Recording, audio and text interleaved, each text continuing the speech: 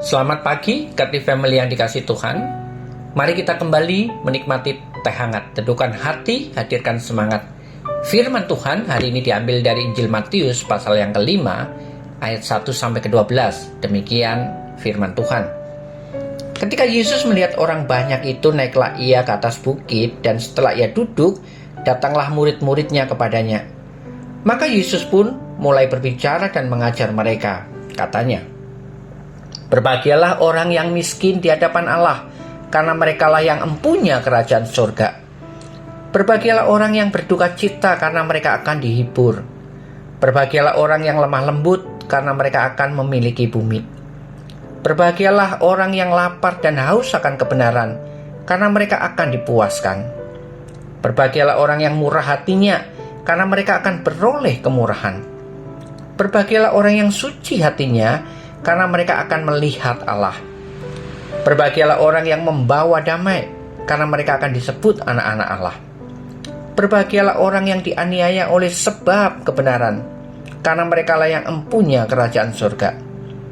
Berbahagialah kamu, jika karena aku kamu dicela dan dianiaya, dan kepadamu difitnahkan segala yang jahat. Bersukacita dan bergembiralah, karena upahmu besar di surga. Sebab demikian juga telah dianiaya nabi-nabi yang sebelum kamu." Demikian jauh firman Tuhan. Godly Family yang dikasihi Tuhan, kebahagiaan pada umumnya diidentikan dengan kondisi yang baik. Kekayaan, kesuksesan, dan kuasa biasanya menjadi prasyarat untuk mendapatkan kebahagiaan. Namun tidaklah demikian pandangan tentang kebahagiaan menurut Tuhan Yesus. Mengawali khotbahnya di bukit, Tuhan Yesus berbicara tentang bagaimana memperoleh kebahagiaan dalam hidup.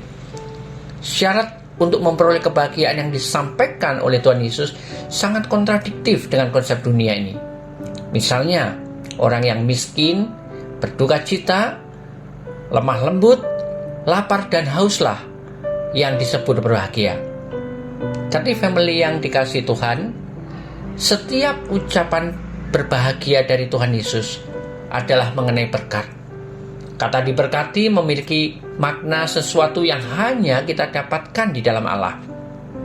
Kata ini juga bermakna sebagai sebuah pengalaman ketika kita mengikut Tuhan Yesus dan cara hidup serta ajarannya.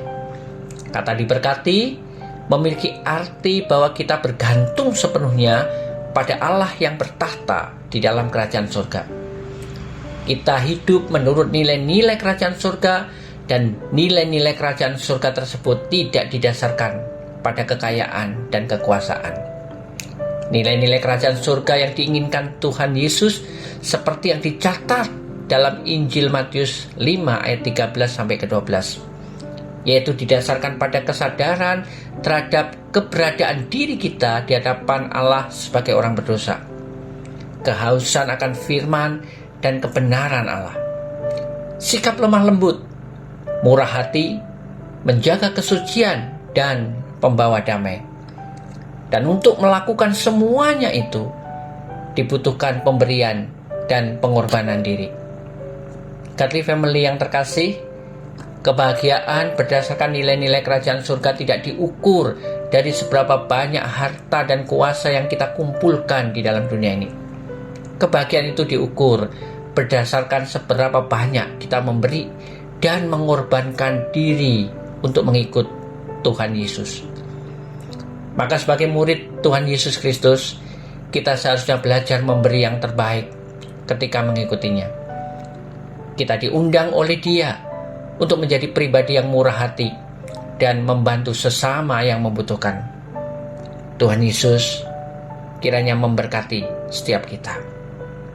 Mari kita berdoa.